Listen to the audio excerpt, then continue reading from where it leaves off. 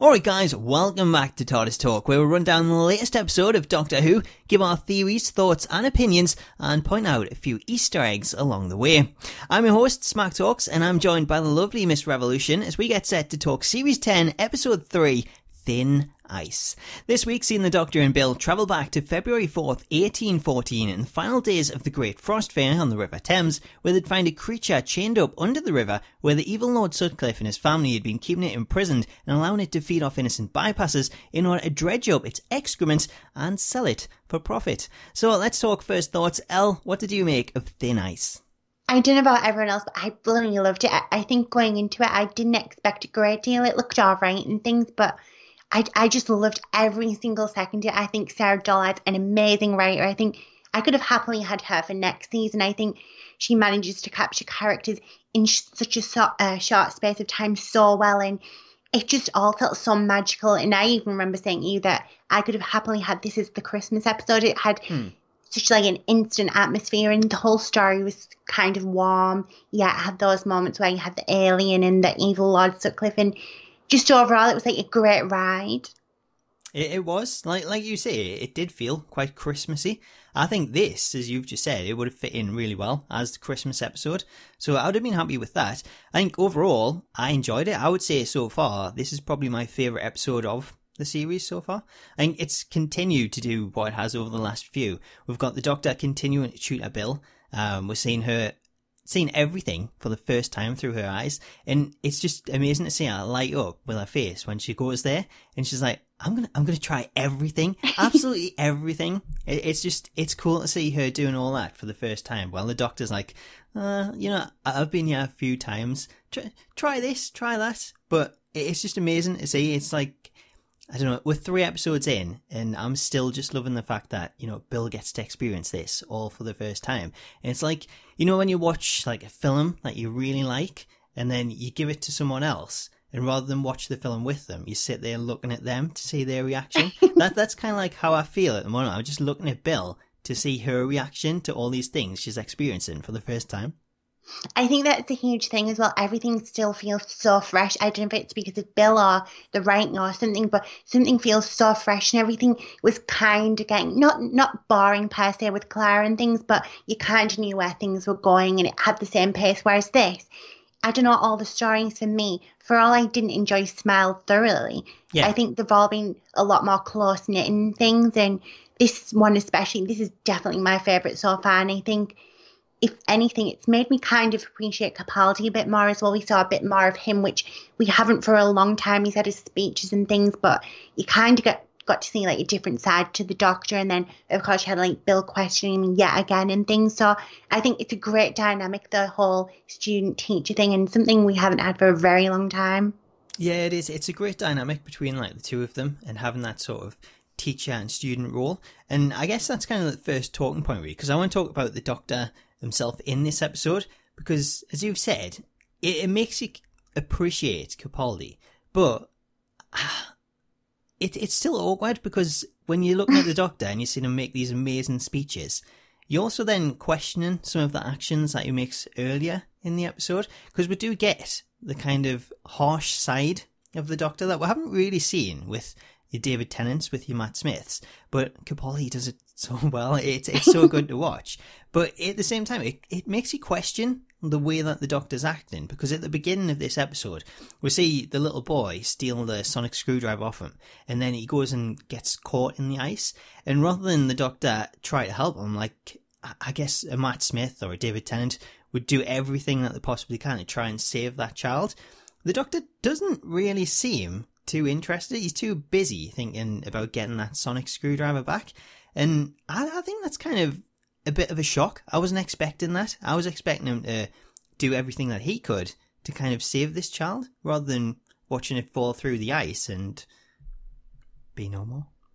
I think that's the thing. He does come across very cold, and it's almost kind of like you're putting it, he's almost treading on thin ice of where does it become where he kind of loses that compassion. I think that's why Bill questions it, because the kid dies and he almost doesn't show any remorse or anything. He was kind of almost more bothered about the sonic screwdriver, and it's like, at one point does like material overcome like the loss of someone and things, and it seems to be something we keep getting the theme of loss and grief yet again like we did last year, but this year it's almost more about Capaldi and his doctor, and I don't know where it's going. I don't know if we're going to see him get darker throughout the series and kind of see what effect death has on him and things. Yeah.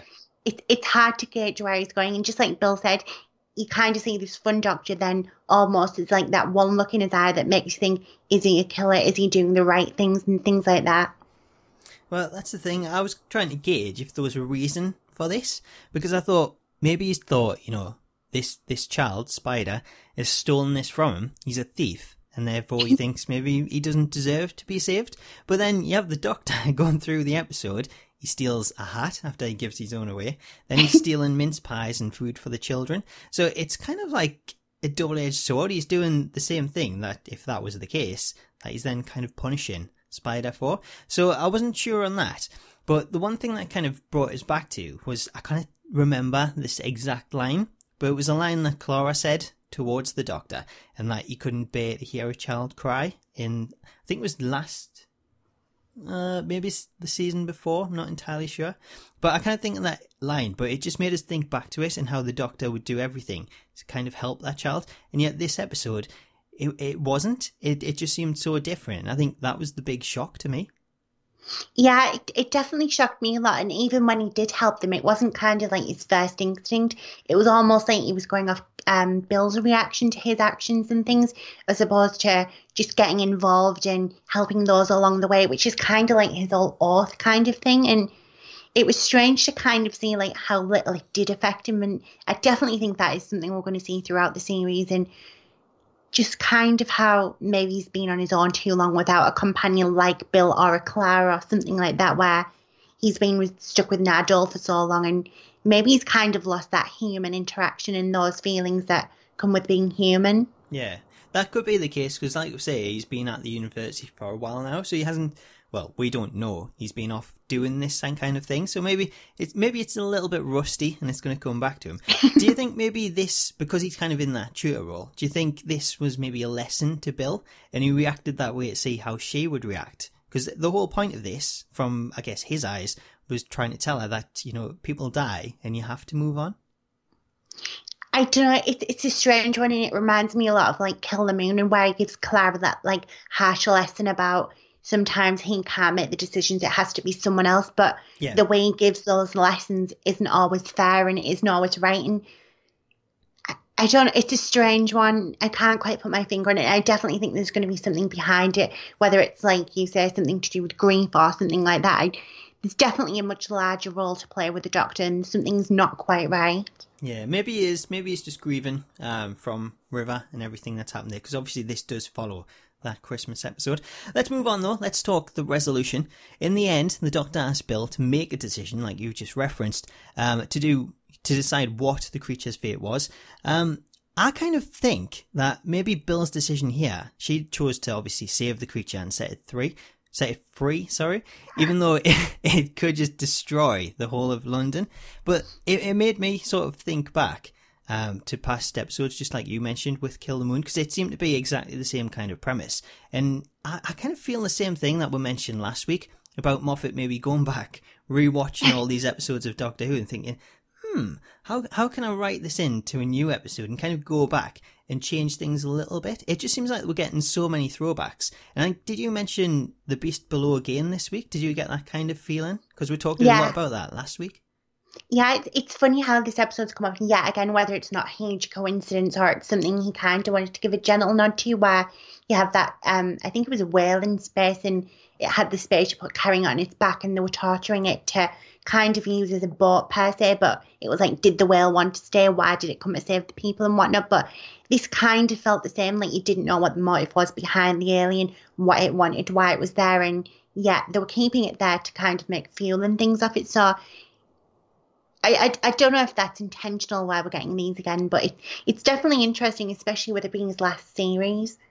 I think that's the reason. I think that's why I'm sort of bringing up these comparisons, because we know it is his last series. I kind of think he is revisiting some of these old ideas and just putting like little different spins on them. So a lot of the stories that we've had so far this season do seem to be like big throwbacks to what we've seen in the past. One thing I'm going to mention though is the Doctor's speech, because I thought we talked about last week, that this was kind of missing in the previous episode. Mm-hmm. How awesome was the speech? That's my first question. Second question, do you think this was the reason that Bill made the decision to set the creature free? Because I'll read the speech to you. It says, human progress isn't measured by industry, it's measured by the value that you place on a life, an unimportant life, a life without privilege, the boy who died on the river. That boy's value is your value.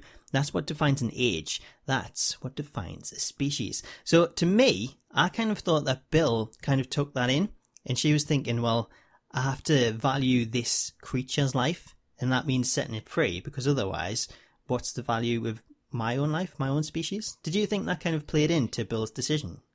See, I kind of think Bill would have probably made the right choice anyway, and I kind of think the Doctor's speech was almost for himself and kind of convincing himself what he had to do and probably reminding himself of who he is and what he represents. I think it was a lot more for his sake than Bill's. I think he knew the kind of person Bill was, and I think he knew in the end she'd make the right decision because of like the effect the death had on her and how much, for all he didn't know the boy, she kind of valued his life and it wasn't any different from her life or someone else's. And I think that was the great contrast link, because you had Lord Sutcliffe where he was damned to anyone against him and things.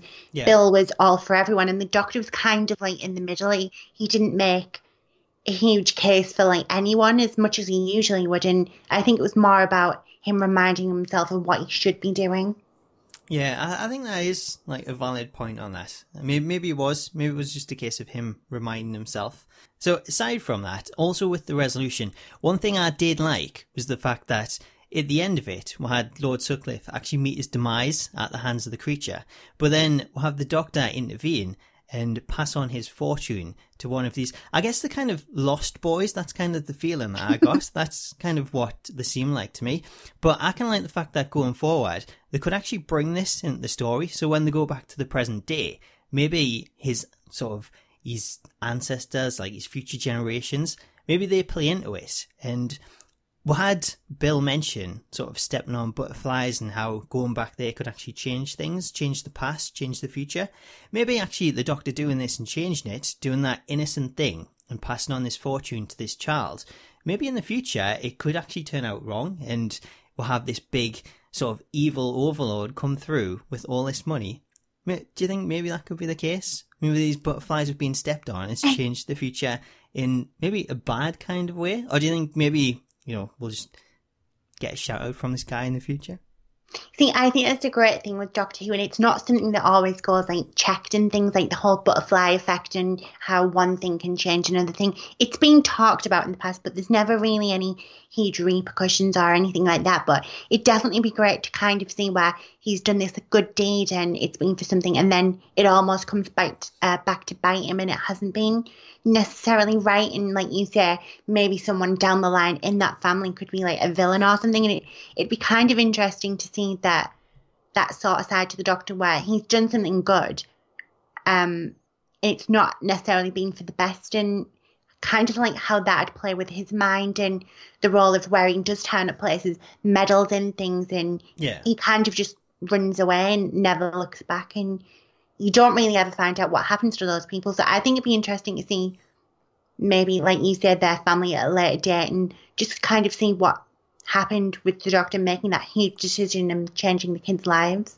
Yeah, I think it'd be quite cool to actually do that and sort of revisit it back in the present day. And it could even lead to the Doctor saying, this is why I don't get involved. This is why I don't change things. I just observe. So I think that could be quite cool, actually revisit and just see what happens. Speaking of seeing what happens, we'll have a certain vault on campus. The episode ended with the shock return to the vault as Nardole was there, and we began hearing banging. 1, 2, 3. I was waiting for a fourth, but there was no fourth knock. Not until the very end. So we had 3 knocks, 3 knocks, 3 knocks, and then 4 knocks to end it on. We all know 4 knocks seems to indicate the Master. So was that prophecy that he would knock 4 times? Although that kind of turned out to be Wilf.